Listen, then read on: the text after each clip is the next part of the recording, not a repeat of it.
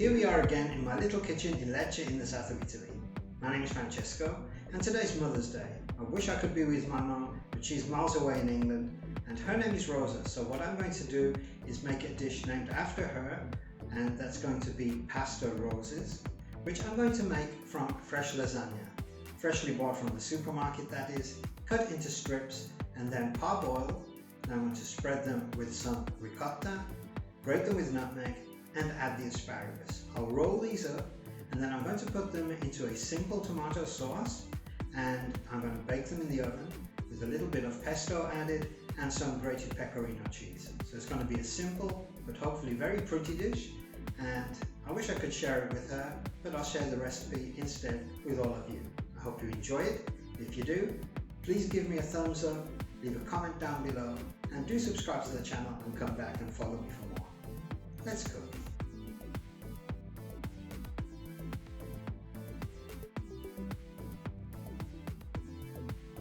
For today's recipe you are going to need green asparagus, fresh ricotta, passata, grated Parmesan cheese, pesto, shallot, nutmeg, fresh pasta sheets, a little milk and some good extra virgin olive oil. Let's begin by cutting the pasta sheets into strips of about 3 inches width. Next, let's cut the asparagus to about the same length.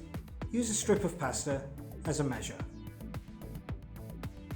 As for the end pieces, we're going to cut the parts that are not too tough into small pieces and we'll add those to the sauce.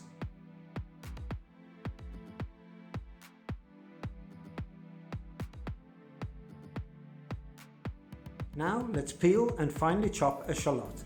These are going to be the only ingredients in the sauce apart from the passata, as we have enough garlic and basil in the pesto which we're going to add later. So it's going to be a very simple sauce, but this will make it nice and tasty. We're going to begin by heating up a little extra virgin olive oil and going straight in with the finely chopped shallot and asparagus. We'll add a pinch of salt and we'll stir fry this for 3 or 4 minutes until the shallot becomes translucent. In the meantime, I'm bringing some well salted water to the boil in a frying pan. Back to the asparagus and shallots. The shallots are nicely brown now, so we can add the passata and about the same amount in water. We're going to season this with salt and pepper, and that's going to be our simple tomato sauce.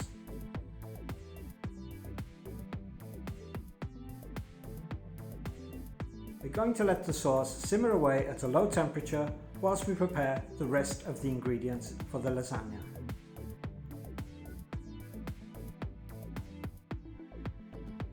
Speaking of which, now that the water is at a vigorous boil, we can add the strips of lasagna and let them cook for 3 or 4 minutes. By boiling them in a frying pan, they're easier to keep your eye on and you run less risk of them sticking together or tearing.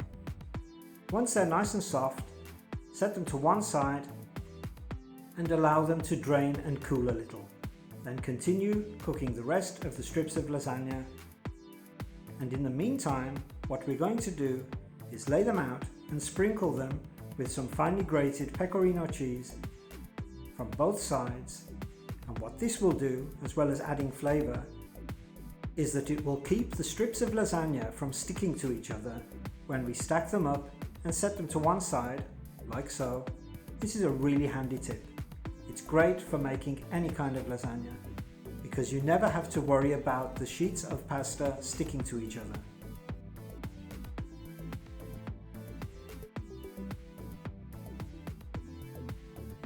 Now it's time to season our ricotta. I'm thinning it down with a little bit of milk, and then I'm adding salt, pepper and freshly grated nutmeg to give it plenty of flavour. I'm going to mix it through just using a fork. Whisk it until it's nice and smooth.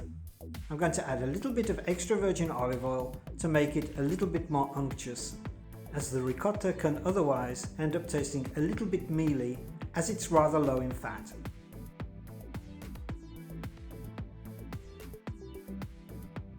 So this little touch of oil is going to make all of the difference.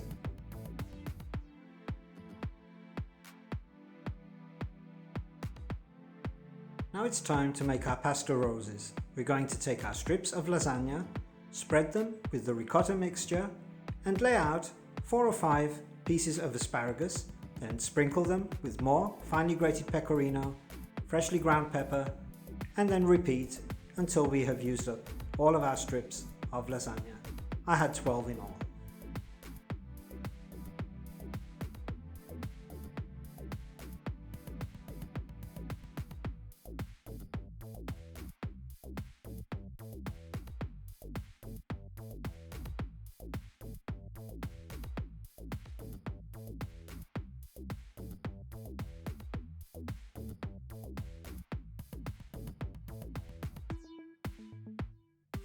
Now that we have all our pasta rolls put together, we're ready to assemble.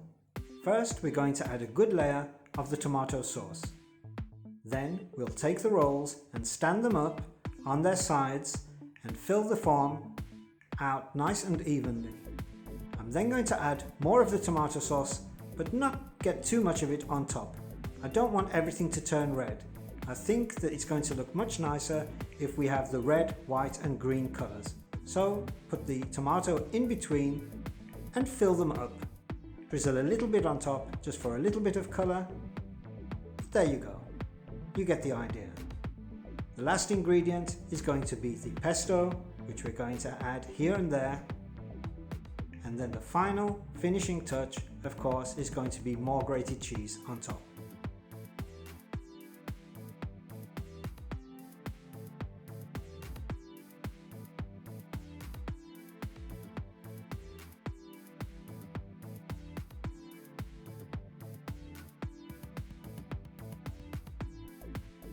We're also going to add a drizzle of extra virgin olive oil for the asparagus and the pasta itself.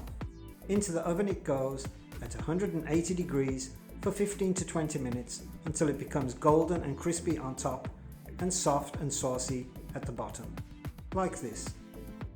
Doesn't that just look delicious? And guess what? It is. Buon appetito!